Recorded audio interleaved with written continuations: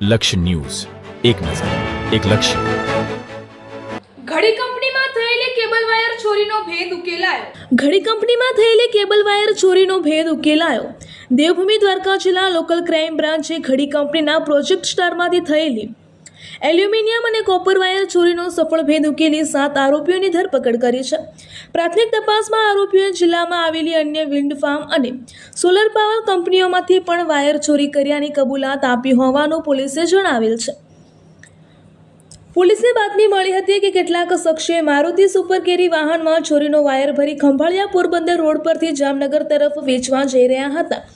જેના આધારે એલસીબીએ વોચ ગોઠવી 7 આરોપીઓને ઝડપી પાડ્યા હતા. પૂછપરછ દરમિયાન દ્વારકા નજીક કુરંગા વિસ્તારમાં આવેલી ખડી કંપનીમાંથી વાયર ચોરી કર્યાની કબૂલાત સામે આવી છે. આ મામલે દ્વારકા પોલીસ સ્ટેશનમાં અંદાજે 500 મીટર વાયર જેની કિંમત 6 લાખની ચોરીનો ગુનો નોંધાયો હતો.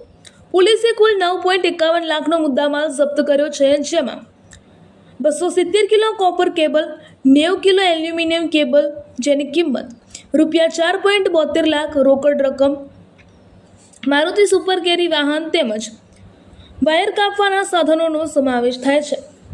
પોલીસના જણાવ્યા મુજબ આરોપીઓ રાત્રિના સમયે કંપનીની ફેન્સિંગ કૂદી અંદર પ્રવેશી કટર અને અન્ય સાધનો વડે કેબલ વાયર કાપી ચોરીને અંજામ આપતા હતા.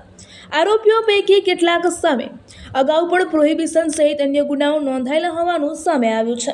રિપોર્ટર ઘનશ્યામસિંહ વાઢેર, દેવભૂમિ દ્વારકા.